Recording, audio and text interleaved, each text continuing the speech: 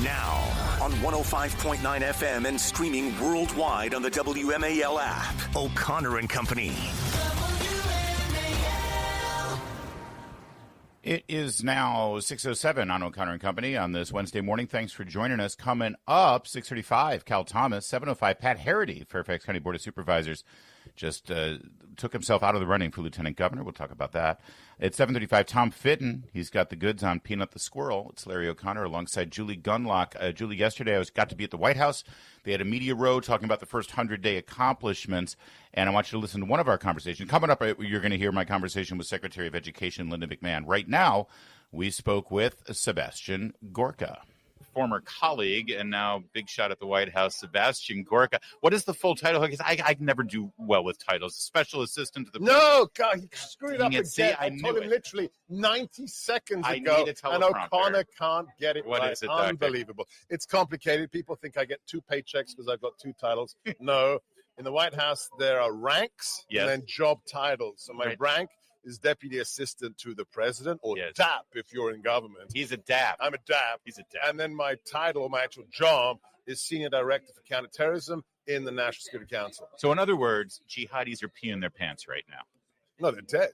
Oh, it's even better. You can't pee your pants if you're turned into red mist by our Tier 1 guys. Yeah, what's with the Houthis? If there are any, are they still trying to sort of poke and? Yes, they are. I don't think actually. Before you even get into it, because this was underreported during the Biden administration. Unbelievable. The kind of attacks that are so because of my connection with the Naval Academy, one of our young officers who had just commissioned was on the Stockdale.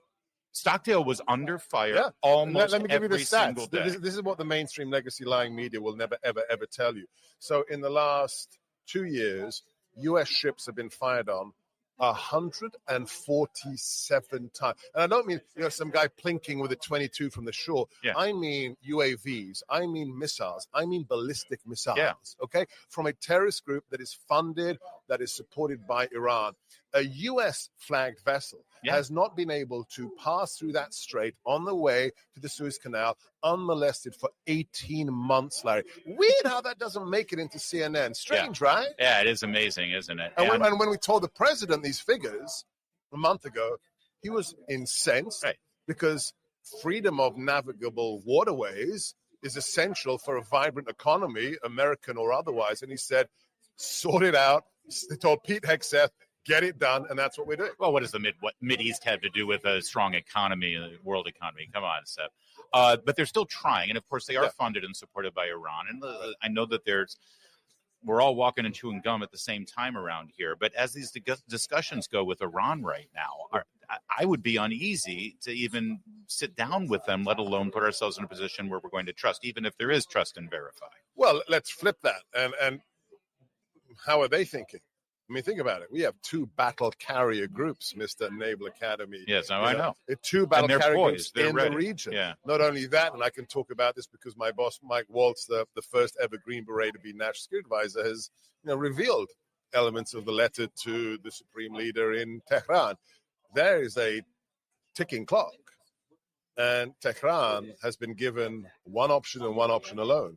You will fully dismantle your nuclear weapons program by a given deadline. So the people who need to be uneasy is not us, it's the murderous mullahs. I'm not foolish enough to think that you would tell me what the or else is, but are pretty much every option on the table right now, considering how seriously the president takes this threat? I would. So I try to emphasize this to all of my government colleagues every single day I chair a meeting. The president is the most transparent president in modern history. I mean, he'll stop on the way to Marine One and give a 40-minute press spray from the south lawn of the White House. Watch basically any one of his press interactions, and sooner or later, whether he's, I was there for the swearing in of Alina Habba. Even there, after the swearing in, he took a question about Iran, and he will always say the same thing: "You better comply." Or you don't want to be where you're going to be. It's simply that simple. The last couple of years of the Biden administration, I listened to this radio host, Sebastian Gorka. You may be familiar with him. Good voice. Yeah, it was voice. Great show. I taught him everything that he knows. About the business, by the way, Not a joke. This guy, if you ever want to get into podcasting or radio, buy this guy a dinner with a single malt, and he'll tell you all you need to know. That's very good. I barely remember that dinner. You were very concerned about the jihadists who had crossed our border, who were here, who were living amongst us. You talked about it a lot. It's a very real threat. I suspect that's a priority, and especially the whatever connections they have to jihadist groups and terrorist groups around the world. Do you feel like we've got some level of handle on that right now? I feel like there's such an unknown. And again, it's one of those things the media never talks about. But we know they're here. We know they were on the watch list, and we know that Biden let them in. Let me tell you a fun little story. So Elon Musk has taken a certain portion of this building for his Doge. This building here? Building here. Let's go. Oh, come on, we can take our. I don't know if he's here today. You can usually tell because his security detail are quite recognizable. And so I bump into him quite a bit. And it was maybe 2-3 weeks into the administration, and we're both coming down the Navy steps opposite the West Wing. And I had to stop him and, do the obligatory selfie. And then he recognized me and he said, you're the terrorism guy, right? And I said, yes, Mr. Musk. And so he says to me, so what's the biggest threat? What's the biggest problem? And I said, oh, easy, Mr. Musk. The fact that for 4 years we didn't have any borders and we had maybe 12, 14 million illegals let in. If you're a bad guy, you're going to fill that stream with your operatives. And then he said, okay, he sagaciously nodded. And as we're parting ways and I'm going to the West Wing and he's going off in another direction, he shouts at me. And I said to him, but don't worry, Mr. Musk. And I said, why shouldn't I worry? And I said, because we've got Tom Homan on the case. And he shouts to me, Tom Homan, love that guy, straight out of Central Casting.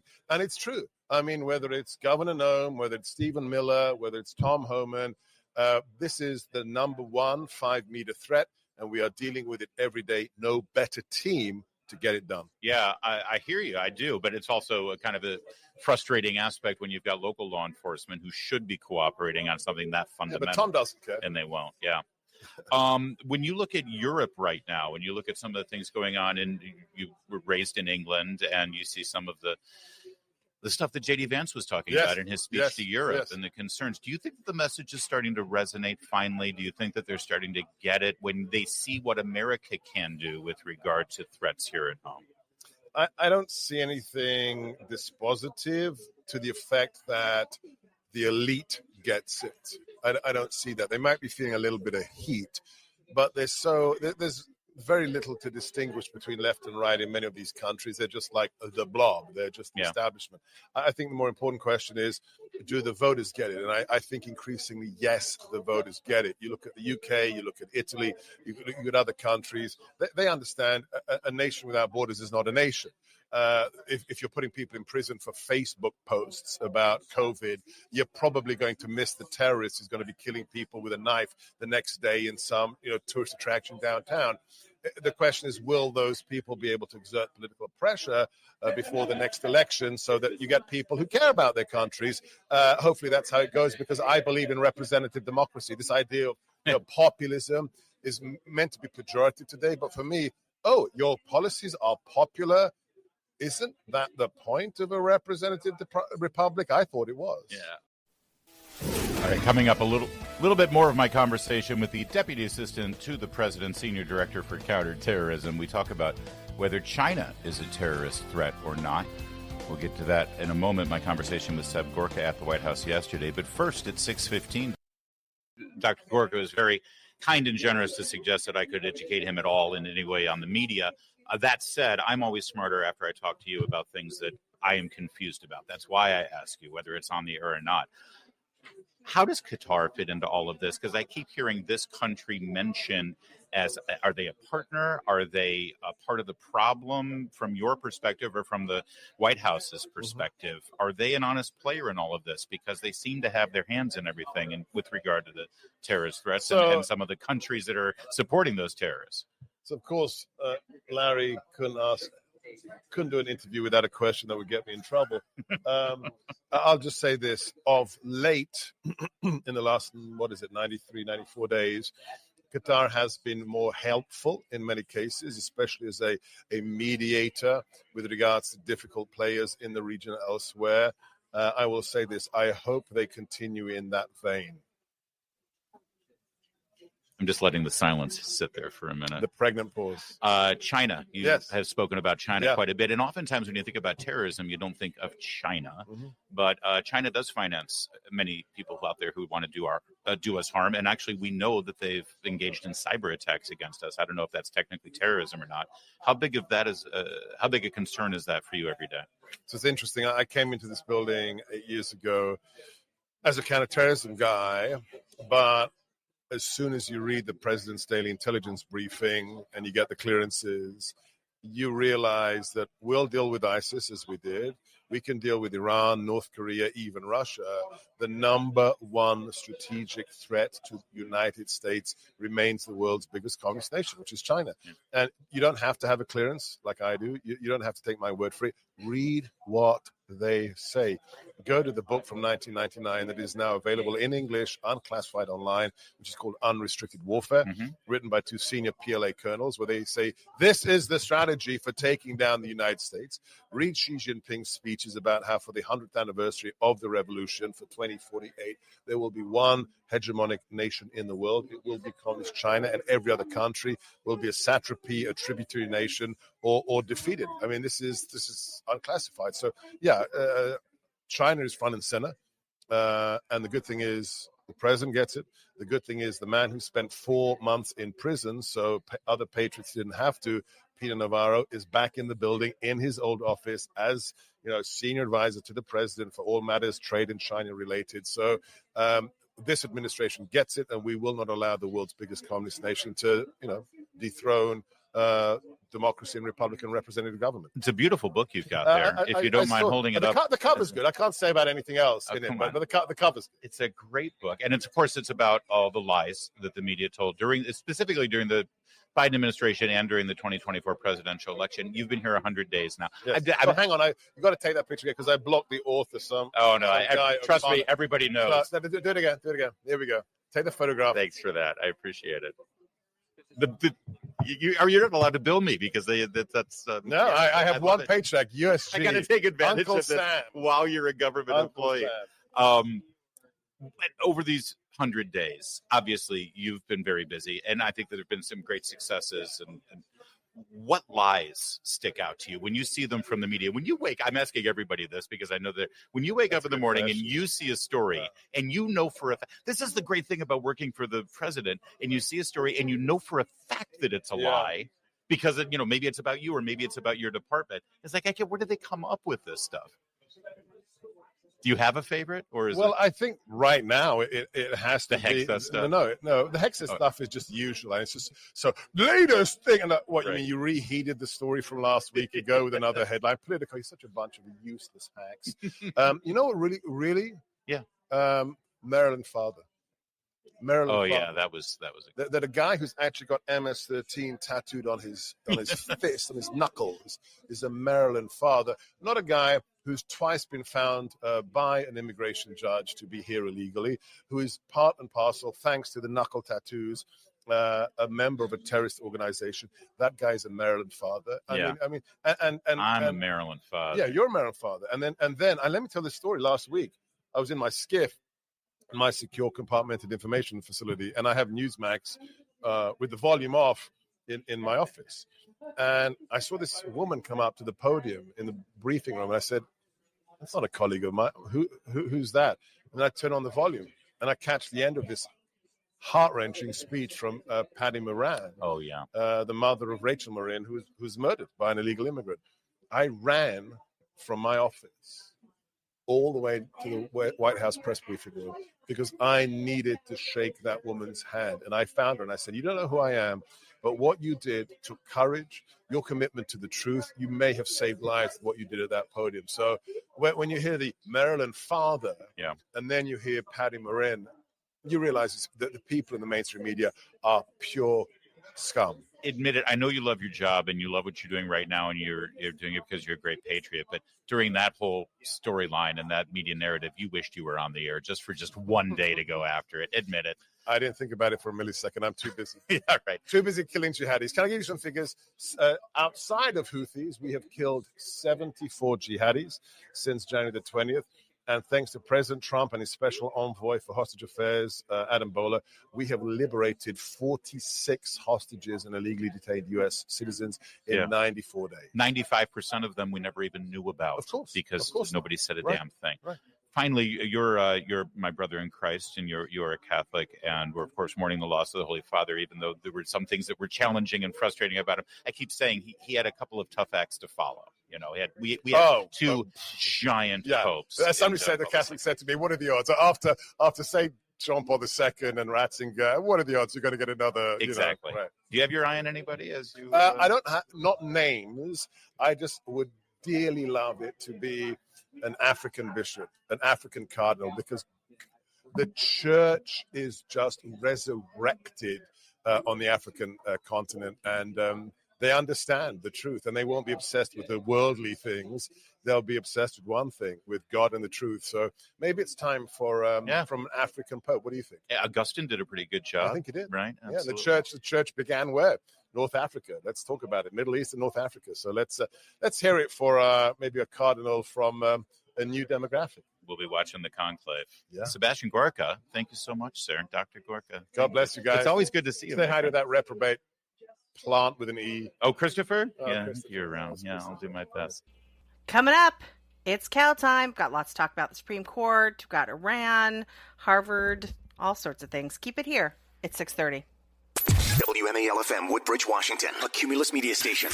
Making sense of the news. News Talk 105.9. News now. Now on 105.9 FM and streaming worldwide on the WMAL app. O'Connor and Company. It is 6:37 now as we charge through this Wednesday, 23rd day of April. Thanks for coming along for the ride. At 7:05, we'll speak with Pat Harity. Fairfax County Board of Supervisors recently announced his withdrawal from the race for Lieutenant Governor of Virginia. 7:35, Tom Fitt in Judicial Watch, who has documents on Peanut the Squirrel. You heard me. 8:05, we'll speak with the Secretary of Education, Linda McMahon, from my conversation there at the Media Row yesterday at the White House. You'll hear that coming up in a bit. It's Larry O'Connor with Julie Gunlock. Good morning, Julie. I think I've done a pretty good job of not calling you sweetheart this morning. It's coming. It's coming. The way Randy Weingarten did yesterday on Fox News Channel. Amazing. How do they get away with this exactly? I'm not quite sure. You have actually very, very difficult Martha, sweetheart, listen to me. Please don't call me sweetheart. It actually does. Cal Thomas is a sweetheart, though. He's our syndicated columnist and regular guest here. Can you imagine in the workplace, Cal? That's kind of a Mad Men moment there for Randy Weingarten, isn't it? Yeah, I don't care if you call me sweetheart. Just don't call me Shirley. Okay, Cal. Took a minute, but you got it. All From worthwhile. Airport, the movie. Yeah. Well, you know, Listen, all this we are coming up. We're going to play some of the audio from the Supreme Court arguments yesterday. It's right here in our backyard. We've been covering this story from day one. Montgomery County Board of Education decides that parents, even parents of kindergartners, can no longer opt their children out of any content that has to do with sexuality and even some explicit sexuality. Did you monitor these arguments yesterday? Because I thought that they were quite revealing about where the divide is right now between conservatives and liberals in this country. Absolutely. Look, I'm a product of the Montgomery County school system. I went to Bradley Elementary, Leland Junior High, then North Bethesda Junior High, then Walter Johnson High School, and I got a diploma. I could read at grade level. The earliest poem I ever remember from kindergarten was Jack and Jill went up the hill to fetch a pail of water. Now it's Jack and Bill go up the hill, and who knows what comes after. I mean, come on. Hey, keep that for the file. Oh, Yeah, dear. but Oh. yeah, the cultural stuff has no business in the public schools. Harvard now has a course in remedial reading, which is all you need to know about the failure of the public schools to teach what we all thought used to be taught: math, reading, science, the stuff that really equips you for a career. Not Heather has two mommies and the Prince and the Knight and all this other garbage. All of this stuff can be handled at home. Cal, what was so fascinating about this case, though, is that the people that were objecting to this curriculum, to the content of the curriculum, was a coalition of Muslims, Jews, and Somali Christians. It was Right. and it was massively inconvenient for those Montgomery County officials who wanted to shut this down quickly. I think there is really something that brings people together, and that is control over what their children see, especially when it goes counter to their religion. What are these officials doing, ignoring the wishes of parents like that? And as we've seen in Virginia, California, and Connecticut, Colorado, actually criminalizing parents who object to this kind of stuff. Well, it's indoctrination. It is secular progressive indoctrination. We threw the Bible and prayer out of public schools in the 60s. How's that working out? Let's try to smuggle a Bible in now. And you'll hear all kinds of screams from the ACLU and the left-wing secular progressives. Oh, no, you can't do that. Oh, fine. Well, you can require reading and non-opting out of these cultural mandate books about same-sex this and marriage and trans this and that, and this is just nuts. So if you can't have the Bible in the schools, then let's not have some of these other books in the schools. Seems to me to be fair. You mentioned Harvard, and I'd love for you to comment on this lawsuit. Apparently Harvard thinks that it is in some way unlawful for a new president to come in and say, yeah, let's stop giving all these grants to Harvard. I don't know if that's going to last in the court system for them. Well, there is no entitlement to these federal money, as we know, and you've commented on. Harvard has a $53 billion endowment. A lot of these universities don't pay taxes. You hear the Democrats screaming about fairness and millionaires and billionaires. Well, let's start with getting these big elite schools to pay taxes on all this money. And if you've got some huge endowment, you don't need any federal money. So let's balance it out. That seems to me to be fair. At least it seems to be fair, but there's no intention of doing that. And I don't know. If you zoom out and take a look at what the Democrats' messaging is and what they're sort of standing for, they're fighting for Harvard's right to billions of dollars in federal aid. They're fighting for an illegal immigrant who it sure appears to be a member of the MS-13 gang and whose wife said that he beat her up. And who else do they fight? Oh, and they're fighting for the great bureaucracy and institutions of the federal government without anybody daring to say, hey, maybe we've got too many people here and we're spending too much money on our federal government. They seem just as lost as they were the day after the election. Yes. Well, one of the positive things coming out is the administration is now demanding that student loans be paid back. You'll recall the Biden administration, of course, tried to suspend that, and the Supreme Court said they couldn't do it, and he tried to do it anyway. So if you go into debt to go to one of these elite schools, you're going to have to pay the money back. I paid back my student loan. Granted, it was a lot less than what they have today, but still it was linked to your credit rating and your integrity, and it was something you were supposed to do. Now, in our entitlement mentality, you don't have to pay back anything. Everybody owes you something. If you make more money than I do, it's not fair, and so we have to tax you more. It's crazy. It's all upside down, sweetheart. You lost me at integrity, sweetheart. Yeah. Thank you, Cal. Thanks, you guys do a great job. All right. You bye. do a better job at 6:43. Mark Levin, weekdays 6 till 9 on 105.9 WMAL, making sense of the news.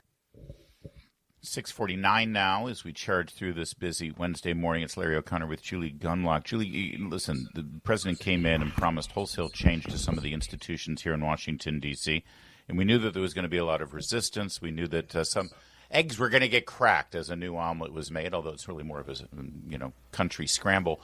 But Julie, hungry? I'm starving. If you asked me on January 20th, they said, okay, you got two new Secretary of Defense, Secretary of State. You got Pete Hegseth at the Pentagon. You got Marco Rubio at Foggy Bottom. And they're both promising to turn those institutions upside down and really shake things up, get rid of the cobwebs, get rid of the hierarchy and bureaucracy that's been running the thing and undermining the conservative administration's really going to make a difference. If you asked me on that day, who's going to have the tougher time? Which institution is going to look a little bit more uneasy or shaky or chaotic, is the word that the media likes to say? I would say State Department. It's like, Rubio trying to fix the State Department and the resistance he's going to have from those people, it's going to be ugly. I got to tell you something. I would have been completely wrong. Obviously, we got stuff going on at the Pentagon. I think Hegseth is doing a good job, and I think he's over the target, and that's why people are going nuts and leaking and trying to undermine him. Meanwhile, very quietly, very methodically, very professionally, and without much fanfare, who knew? Marco Rubio is upending the State Department, and he has now announced they're going to cut thousands of staff. They're going to close down more than 100 foreign offices that are, and these aren't embassies. These aren't. It's BS. It's all the extracurricular stuff that's done in our name. It's what the left would call colonialism, trying to spread leftism all over the Marxism. world. Yes, absolutely. That's right.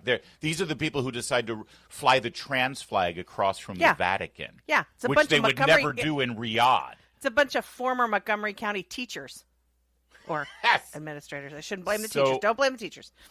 The Daily Caller has the story, and this is serious. They're really getting it done. Rubio said, unless we confront the underlying bureaucratic culture that prevents the State Department from carrying out an effective foreign policy while allowing offices like GEC to flourish in the shadows, nothing will change. All right, so what is GEC? Good question. That's the thing. They do this alphabet soup thing, and they just keep calling things after different letters, and you never understand exactly what they're supposed to do. And they end up getting, warped into mind-numbing programs that undermine our foreign policies. He says, that's why I'm initiating a broad reorganization of the department to address the steady growth of bureaucracy, duplication of functions, and capture by special interests that have crippled American foreign policy. I'm amazed and impressed. You know who else is getting I've seen some criticism, and not criticism, just wondering, is people are like, well, what's Kash Patel doing? There is something about quietly getting the job done, getting into office, figuring out where the bodies are buried, figuring out where this corruption is, where the overlap and duplication is, and then acting to shut things down. But it takes a little bit of time. And Rubio has been quietly working on this. I believe Kash Patel is quietly working on this to figure out what in the heck is going on at FBI. So everybody just hold your fire on some of these agency heads. I think there's still a lot of figuring it out going on.